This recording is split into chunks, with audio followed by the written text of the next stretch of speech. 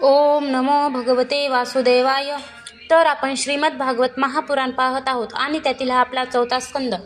चौथ्या स्कंदातील अध्याय 12व्या अध्यायामध्ये आपण ध्रुवाला कुबेराचे वरदान आणि विष्णू लोकाची प्राप्ती पाहणार आहोत. मैत्रेय म्हणतात, ध्रुवाचा क्रोध शांत झाला आणि त्याने यक्षांना मारणे बंद केले. हे पाहून भगवान कुबेर तेथे आले.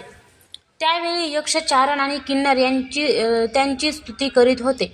त्यांना पाहताच ध्रुव हात जोडून उभा राहिला आणि तेव्हा कुबेर म्हणाले, हे निष्पाप क्षत्रिय कुमारा, तू आपल्या आजोबांच्या उपदेशानुसार सोडण्यास कठीण वैर सोडून दिलेस, त्यामुळे मी तुझ्यावर संतुष्ट झालो आहे. वास्तविक तू यक्षांना किंवा यक्षांनी तुझ्या भावाला मारले नाही. सर्व जीवांची उत्पत्ती आणि विनाश याला कारण तो एकमात्र कालच आहे. जीवाला अज्ञानामुळे स्वप्नांप्रमाणे शरीरालाच आत्मा मानल्यामुळे मी तू ही मिथ्या बुद्धी उत्पन्न होते. यामुळेच मनुष्याला बंधन आणि दुःख प्राप्त होतात. म्हणून ध्रुव, आता तू जा, भगवान तुझे मंगल करोत. तू संसारपाशातून मुक्त होण्यासाठी सर्व जीवांचे बाबतीत समदृष्टी ठेवून चराचर रूप भगवान श्रीहरींचे भजन कर. ते संसारपाश छेदणारे आहेत. तसेच विश्वाची उत्पत्ती आदी करण्यासाठी आपल्या त्रिगुणात्मक मायाशक्तीने युक्त होऊन सुद्धा तिच्यापासून अलिप्त आहेत. त्यांचे चरणकमलच सर्वांना भजन करण्यास योग्य आहे. हे उत्तानपाद पुत्र राजा, आम्ही असे ऐकले आहे की तू नेहमी भगवान कमल नाभांच्या चरणाजवळ राहणार आहेस. म्हणूनच तू वर मिळविण्यास योग्य आहेस. ध्रुवा, तुला ज्या वराची इच्छा असेल तो माझ्याकडून निसंकोचपणे खुशाल मागून घे. मैत्रेय म्हणतात, कुबेराने जेव्हा अशा रीतीने वर मागण्याचा आग्रह केला तेव्हा महाबुद्धिमान ध्रुवाने त्यांच्याकडून हेच मागितले की ज्यामुळे मनुष्य सहजपणे हा दुस्तर सागर पार करतो, ते श्री हरी स्मरण मला नित्य राहो. कुबेराने प्रसन्न मनाने त्याला भगवत स्मृतीचा वर देऊन तो त्यांच्या देखतच अंतर्धान पावला. त्यानंतर ध्रुव सुद्धा आपल्या राजधानीला परतला.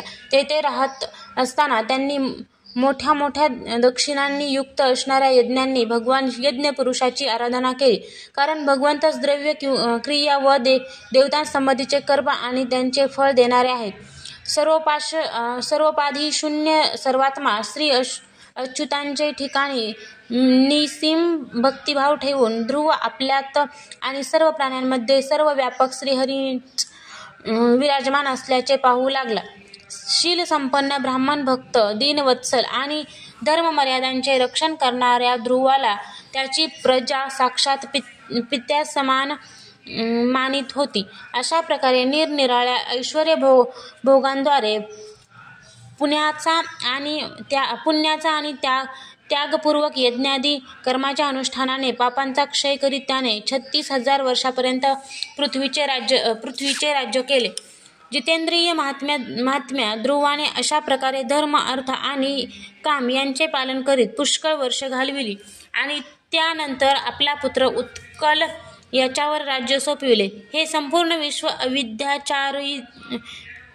अविद्यारचित स्वप्न किंवा गंधर्व नगरासमान मायेने आपल्यातच कल्पना केलेले आहे असे त्याने मानले. तसेच शरीर, स्त्री, पुरुष, स्त्री, पुत्र, मित्र, सेना, भरलेला खजिना, जनानखाना, सुरम्य विहारभूमी आणि समुद्रापर्यंत पसरलेले भूमंडलाचे राज्य हे सर्व काळाच्या गर्तेत सापडलेले आहे असे समजून तो बदरिकाश्रमाकडे निघून गेला. तेथे त्याने पवित्र जलामध्ये स्नान करून देह व इंद्रिय शुद्ध केली. नंतर स्थिर आसनावर बसून प्राणायामाने प्राणवायूला स्वाधीन केले. त्या पाठोपाठ मनाच्या द्वारा इंद्रियांना बाह्य विषयांपासून दूर करून भगवंताच्या स्थूल विराट पुरुष स्वरूपामध्ये स्थिर केले. त्याच विराट स्वरूपाचे चिंतन करीत शेवटी निर्विकल्प समाधीत लीन होऊन त्याच अवस्थेत त्याने विराट रूपाचाही त्याग केला. अशा प्रकारे भगवान श्रीहरींच्या ठिकाणी निरंतर भक्तिभावाचा प्रवाह चालू राहिल्याने त्याच्या डोळ्यातून वारंवार आनंदाश्रूंचा पूर येऊ लागला. त्यामुळे त्याचे हृदय द्रवीभूत झाले आणि शरीरावर रोमांच येऊ लागले. नंतर देहाभिमान गळून गेल्याने त्याला मी ध्रुव आहे याची सुद्धा आठवण राहिली नाही. त्याच वेळी ध्रुवाने आकाशातून एक अतिशय सुंदर विमान खाली उतरताना पाहिले. त्याने आपल्या प्रकाशाने दाही दिशा उजळून टाकल्या होत्या. जणू पौर्णिमेच्या चंद्राचा उदय झाला होता. त्यानंतर 2 श्रेष्ठ देव त्याने पाहिले. त्यांच्या हातात गदा होत्या. त्यांना प्रत्येकी 4 हात होते. सुंदर श्यामवर्ण होता. किशोरी अवस्था होती. तांबूस कमलाप्रमाणे नेत्र होते.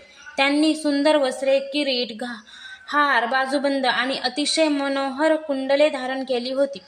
ते पुण्यश्लोक श्रीहरींचे सेवक आहेत असे जाणून ध्रुव गोंधळून जाऊन पूजा वगैरे करण्याचे विसरून ताबडतोब उठून उभा राहिला आणि भगवंतांच्या पार्षदांमध्ये हे प्रमुख आहेत असे समजून त्याने श्री मधुसूदनांच्या नामांचे कीर्तन करीत त्यांना हात जोडून नमस्कार केला. ध्रुवाचे मन भगवंताच्या चरणकमलांपाशी तल्लीन झाले असून तो हात जोडून मोठ्या नम्रपणे मान खाली घालून उभा राहिलेला आहे. हे पाहून श्रीहरींचे प्रिय पार्षद सुनंद आणि नंद त्यांच्याजवळ जाऊन हास्यमुखाने म्हणाले. सुनंद आणि नंदन म्हणू लागले, राजन, आपले कल्याण असो. आपण लक्षपूर्वक आमचे म्हणणे ऐका. आपण 5 वर्षाचे असतानाच तपश्चर्या करून सर्वेश्वर भगवंतांना प्रसन्न करून घेतले होते. आम्ही त्याच संपूर्ण जगन्नियंत्या शारंडंग पाणी भगवान विष्णूंचे सेवक आहोत आणि आपल्याला भगवंताच्या धामामध्ये नेण्यासाठी येथे आलो आहोत. आपण अतिदुर्लभ विष्णू लोक प्राप्त केला आहे. परमज्ञानी सप्तर्षी सुद्धा तेथे पोहोचू शकले नाहीत, तर ते खालून फक्त तिकडे पाहत आहेत. सूर्य, चंद्र इत्यादी ग्रह, नक्षत्रे आणि तारागण सुद्धा त्याला प्रदक्षिणा घालतात. चला, आपण त्याच विष्णुधामात निवास करावा. हे राजन, आजपर्यंत आपले पूर्वज आणि आणखी कोणीही त्या पदापर्यंत कधी पोहोचू शकले नाहीत. भगवान विष्णूंचे ते परमधाम साऱ्या जगाला वंदनीय आहे. आपण तेथे येऊन विराजमान व्हावे. हे चिरंजीव, हे श्रेष्ठ विमान पुण्यश्लोक शिखामणी श्रीहरींनी आपल्यासाठी पाठविले आहे. आपण यात बसावे. मैत्रेय म्हणतात, भगवंताच्या प्रमुख पार्षदांची ही अमृतमय वाणी ऐकून ध्रुवाने स्नान केले. नंतर संध्या वंदनादी नित्यकर्मे आटोपून मंगल अलंकार धारण केले. नंतर बदरिकाश्रमात राहणाऱ्या मुनींना प्रणाम करून त्यांचा आशीर्वाद घेतला. यानंतर त्या श्रेष्ठ विमानाची पूजा करून त्याला प्रदक्षिणा घातली आणि पार्षदांना प्रणाम करून सुवर्णाप्रमाणे कांतिमान रूप धारण करून त्यावर चढण्यासाठी तो तयार झाला. इतक्या ध्रुवाने पाहिले की काळ प्रत्यक्ष त्याच्या समोर उभा आहे. तेव्हा त्या मृत्यूच्या डोक्यावर हात ठेवून त्या अद्भुत विमानात तो चढला. त्यावेळी आकाशात दुंभी, मृदुंग, ढोल इत्यादी वाद्य वाजू लागली. श्रेष्ठ गंधर्व गाऊ लागले आणि फुलांचा वर्षाव होऊ लागला. विमानात बसून जेव्हा भगवंताच्या धामाकडे जाण्यासाठी ध्रुव तयार झाला, तेव्हा त्याला लगेच आपली माता सुनीती हिची आठवण झाली. तो विचार करू लागला, बिचाऱ्या आईला सोडून मी एकटाच दुर्लभ वैकुंठ धामाला कसा जाऊ. नंद आणि सुनंद यांनी ध्रुवाच्या मनातील गोष्ट जाणली आणि त्याला दाखविले की देवी सुनीती दुसऱ्या विमानातून पुढे जात आहे. त्याने क्रमाने सर्व ग्रह पाहिले. वाटेत प्रत्येक ठिकाणी विमानात बसलेले देव त्याची प्रशंसा करीत फुलांचा वर्षाव करीत जात होते. त्या दिव्य विमानात बसून ध्रुव त्रैलोक्य पार करून सप्तर्षी मंडळाच्याही वर भगवान विष्णूंच्या नित्यधामात पोहोचला. अशा प्रकारे त्याने अढळ पद मिळविले. हे दिव्य धाम स्वयंप्रकाशानेच प्रकाशित आहे. याच्या प्रकाशाने तिन्ही लोक प्रकाशित झाले आहेत. जीवावर दया न करणारी माणसे येथे जाऊ शकत नाही. ते रात्रंदिवस प्राण्यांचे कल्याण करतात, तेच येथे जाऊ शकतात. जे शांत, समदर्शी, शुद्ध आणि सर्व प्राण्यांना प्रसन्न ठेवणारे आहेत, तसेच भगवत भक्तांनाच एकमात्र खरा सूर्योदय मानतात, असे लोकच सहजतेने या भगवत धामाची प्राप्ती करून घेतात. अशा प्रकारे उत्तानपादाचा पुत्र ध्रुव तिन्ही लोकांच्या वर त्यावरील तेजस्वी चूडामणाप्रमाणे विराजमान झाला.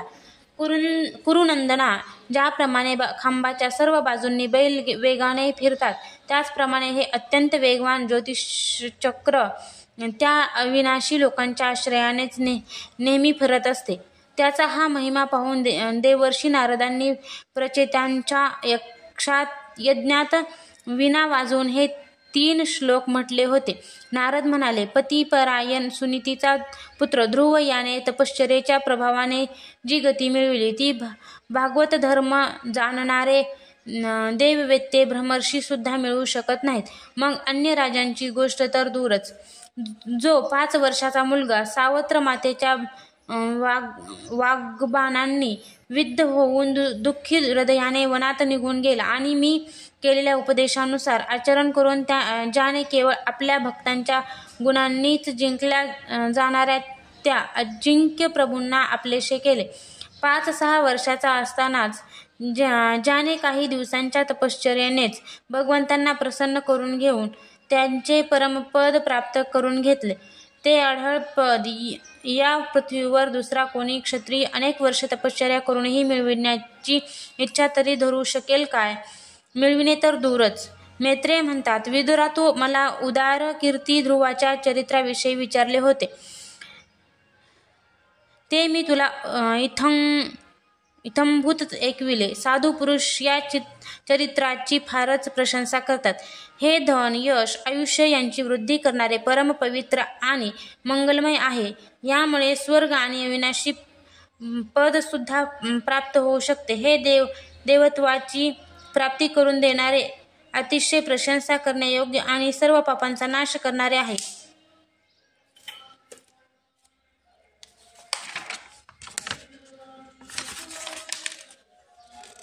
भगवत भक्त ध्रुवाचे हे पवित्र चरित्र जो श्रद्धापूर्वक वारंवार ऐकतो त्याला भगवंताची भक्ती प्राप्त होते आणि त्यामुळे त्याच्या सर्व दुःखांचा नाश होतो. हे श्रवण करणाऱ्याला शील इत्यादी गुणांची प्राप्ती होते. त्यांना महत्त्व मिळविण्याची इच्छा आहे. ज्यांना महत्त्व मिळविण्याची इच्छा आहे त्यांना महत्त्व मिळण्याच्या स्थानाची प्राप्ती होते.